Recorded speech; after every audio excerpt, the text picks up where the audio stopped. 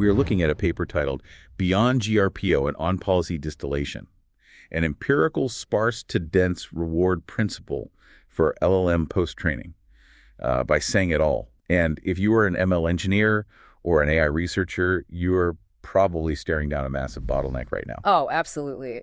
Labeled verifiable training data, like math problems, is incredibly scarce. Right. And the standard industry practice of just running sparse reinforcement learning, like GRPO, directly on your small deployment model is highly inefficient. Yeah, so the researchers propose a solution called the reward density principle. Basically, you must allocate your scarce, sparse rewards to your strongest model, the teacher. It is a better explorer. Right, exactly. It is a fundamentally better explorer. Then you convert that teacher's logits into a dense token-level signal. Okay. And this compresses the behavior into your smaller deployment student model using a specific two-stage bridge. First, a forward KL warmup, and then that's followed by on-policy distillation, or OPD. Got it. And finally, you use any leftover sparse reward to refine the now capable student. And the mic drop stat here, applying this exact rule to a Qwen3 1.7b model boosts its math benchmark score from 75.9% using standard direct GRPO all the way up to 79.3%. Which is just a massive operational jump at that parameter scale, especially using the exact same pool of labeled training data. Yeah. So welcome to AI Paper Podcasts. Now that we have the pipeline mapped out, we need to actually get into the mechanics, The fun stuff. Right, the trust region mathematics, the ablation studies, and really the specific gradient updates that are driving this whole sparse-to-dense architecture. Because if you want to implement this in your own model family training, understanding the why behind this data allocation is critical. Definitely. So let's trace this back to the beginning.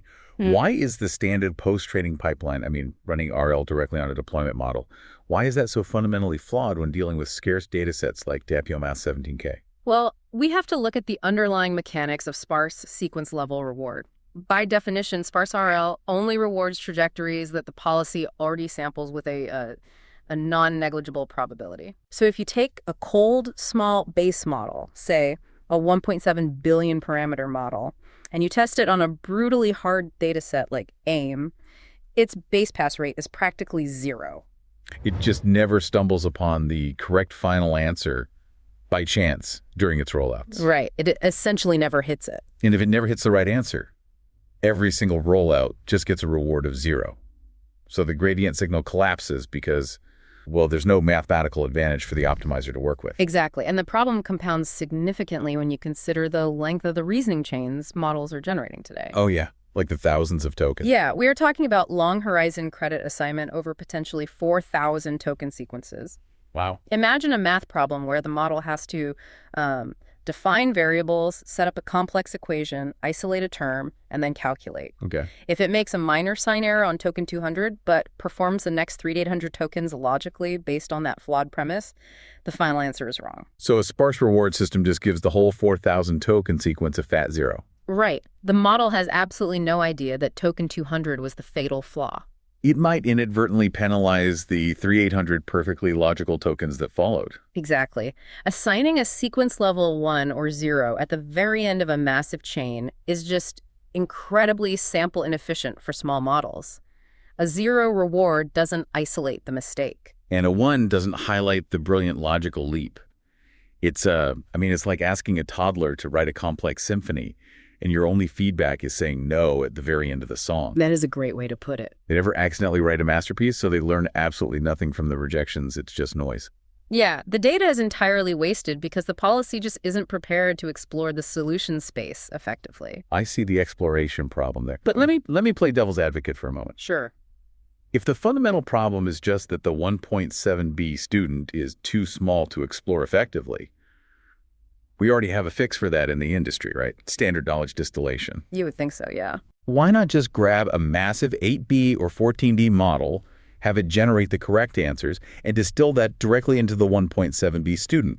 Why go through the compute-heavy trouble of running reinforcement learning on the teacher at all? Well, scale alone isn't the silver bullet, and the researchers actually tested this exact assumption. Oh, they did? Yeah, they took a raw Qwen3 8B teacher, meaning it had not undergone any RL, and distilled it directly into the 1.7B student using their dense bridge. Okay, and what happened? The student only hit 71.5% on the math benchmark. Wait, 71.5%? That is actually worse than just running direct GRPO on the 1.7B student, which was what, 75.9%? Significantly worse, yeah. And even if they run supervised fine-tuning or SFT on the teacher first, the student only reaches 76.9%. The scale of the teacher doesn't matter unless that teacher has been shaped by sparse reward first. Because it hasn't learned what a good answer actually is. Right. The implicit reward you get during distillation is really only as good as the teacher proxy you were imitating.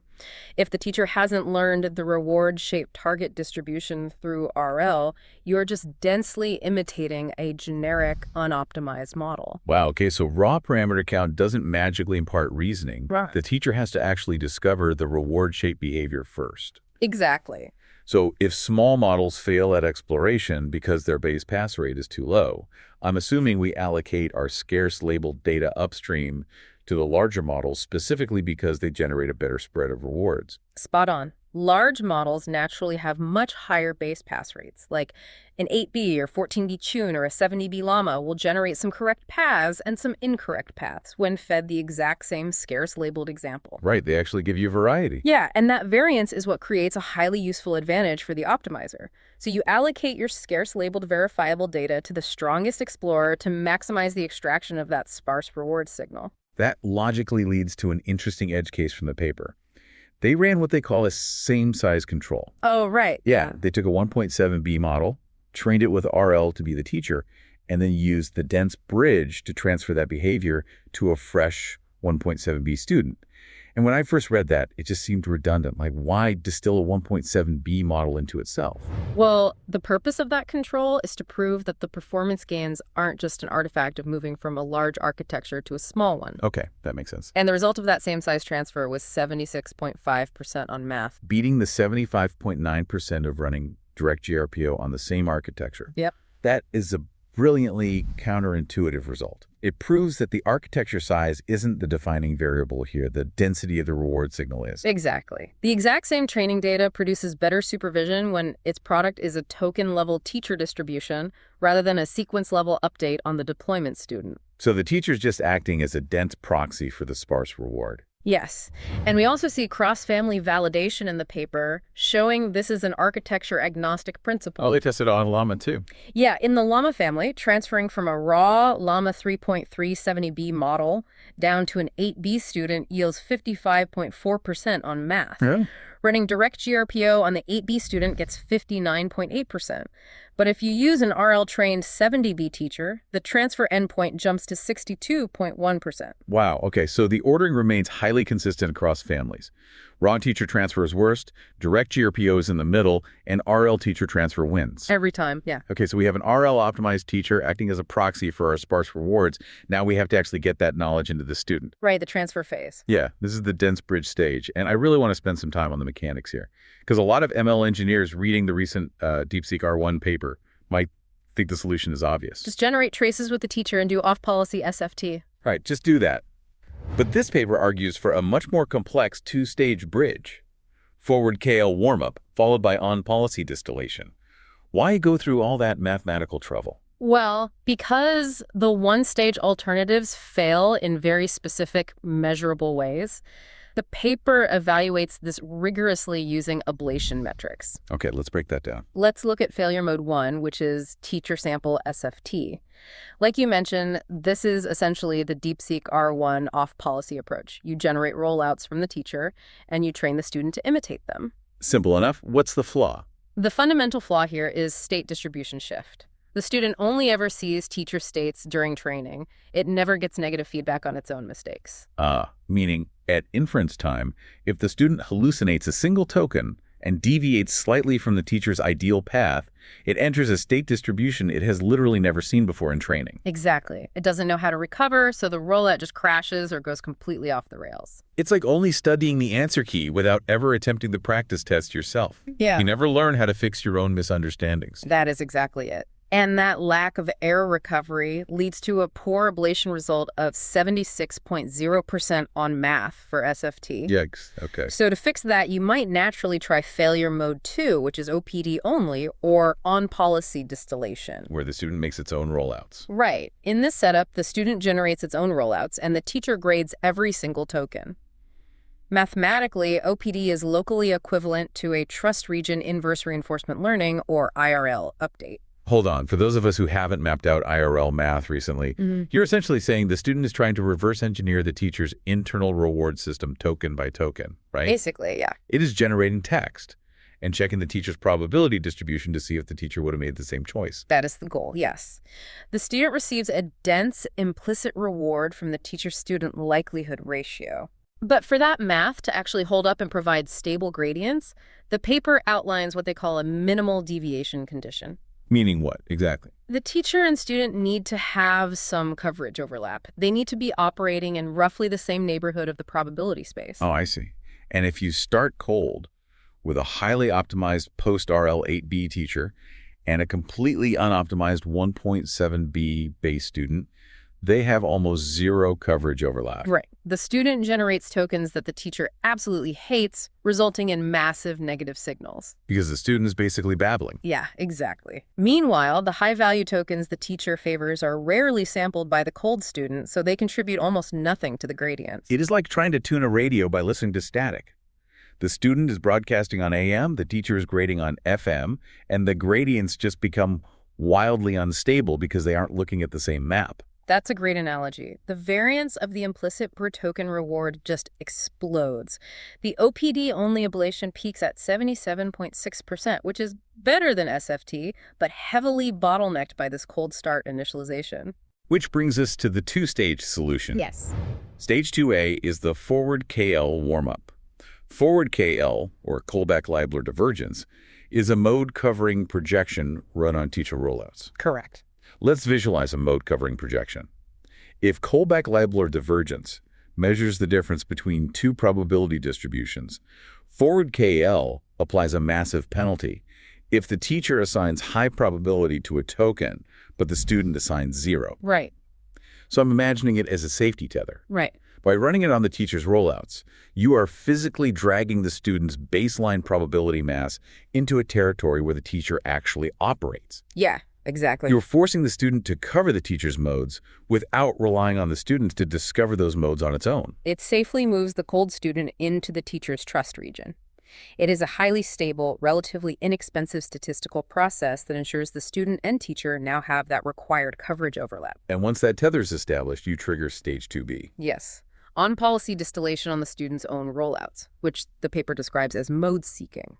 Because the student has already been warmed up by the forward KL stage. Right. So the OPD is now incredibly well conditioned. The variance of the implicit reward drops dramatically. That makes sense. Now, when the student generates its own reasoning chains, it is doing so within the teacher's neighborhood. The teacher provides token-by-token feedback, and the student successfully learns to refine its own distribution. Wow. This specific two-stage combination off-policy to fix the support and on-policy to seek the mode is what successfully hits 79.3% on math for the 8B teacher. Okay, so we have successfully built the bridge and compressed the teacher's behavior into the 1.7B student. We have. But there is a deeply practical engineering question here regarding resource allocation. What if you have held out labeled data left over? Oh, this is one of the most interesting parts of the paper. Yeah, the researchers tested this with a half-split experiment. They took the GRPO training set and split it down the middle, 1H and 2H. Right. So they use the first half, 1H, to train the teacher and run the dense bridge. And at this point in the pipeline, the student is sitting at 75.4% on math. Okay. Then they take the held out second half, 2H, and apply direct GRPO on the student. And the score jumps from 75.4% to 78.5%. Now, I have to push back on this. Is that 3-point jump actually the magic of applying RL to a prepared student? Or is it just the inevitable result of training for more steps overall? Right, the compute question. Because if you pump more compute and more gradient updates into a model, the score usually goes up regardless. The researchers anticipated that exact critique. They ran a replay control experiment to isolate the variable. Oh, clever. Yeah, they ran the exact same number of GRPO updates on the student using the same hyperparameters. But instead of using the fresh 2H data, they reused the 1H data. The exact same data the bridge had already seen. Yes, removing the novelty of the data while keeping the compute identical. And what were the results? The improvement was completely negligible. It gained maybe 0.3 points, and on some specific metrics, it actually degraded. Wow. This proves that the gains weren't from extra compute steps. It was specifically the introduction of new labeled examples to a student that was finally capable of digesting them. Because before the bridge, as we established, the student couldn't learn from sparse reward because its pass rate was too low. Exactly. After the bridge, it is sitting in a useful neighborhood, its base pass rate is vastly improved, and it can actually utilize fresh, sparse rewards effectively. The bridge fundamentally changes the trainability of the student. It is no longer that toddler writing a symphony. It is a competent musician who can actually parse the feedback. That sets up the final resource allocation debate for ML engineers staring at a fixed pool of labeled data. Where should the second half of your data ideally go? Right. The paper compares the two placements. There's the teacher side route, where you use all the data, both 1H and 2H upstream, to train the teacher and run the bridge. And that yields the 79.3% we discussed earlier. Yes. Then there is the student side route, where you use 1H upstream for the teacher and bridge and save 2H for post-bridge student GRPO. That yields 78.5%. So using all the data upstream on the teacher is slightly better, by about 0.8 math points. It is slightly better, but the student side route is a highly competitive operational alternative. Because of compute costs. Exactly. If your teacher side compute is heavily constrained, if you simply cannot afford to run massive reinforcement learning on a 14B or 70B model over your entire data set, you can run a smaller upstream job, bridge it, and then rely on post-bridge student RL to recover most of that value at a drastically lower compute cost. That is the kind of practical insight that actually changes how labs design their training pipelines. We are moving away from treating LLM Post-Training as a menu of competing, isolated algorithms. Right. It isn't a choice between choosing SFT or RL or distillation. No, it is a reward density allocation problem. You have to use the right signal at the right time. Yep. You use sparse reward for discovery on your strongest model with teacher RL. You use dense token signals for compression into your smaller model via the FKL to OPD bridge. And you use fresh, sparse reward for refinement with student RL. You place the data where the model can actually convert it into a useful signal. Yeah. We have seen this sparse-to-dense principle absolutely dominate here on verifiable math, where a hard, correct, or incorrect verifier exists. Mm-hmm. But think about the broader implications for open-ended tasks. Think about coding agents navigating complex environments, or models doing creative writing, where the reward signal is incredibly noisy or relies heavily on human preference. Oh, that's a whole different ballgame. Exactly. Could this exact forward KL to on-policy distillation bridge be the missing link for taking massive, undeployable reasoning models and distilling their complex thinking into tiny edge device models without losing all that crucial nuance? It definitely could be. It is a fascinating space to watch, and a tool every ML engineer should probably be evaluating. Thanks for tuning in to AI Paper Podcasts. Be sure to check the show notes for a link to the full paper, and we will catch you next time.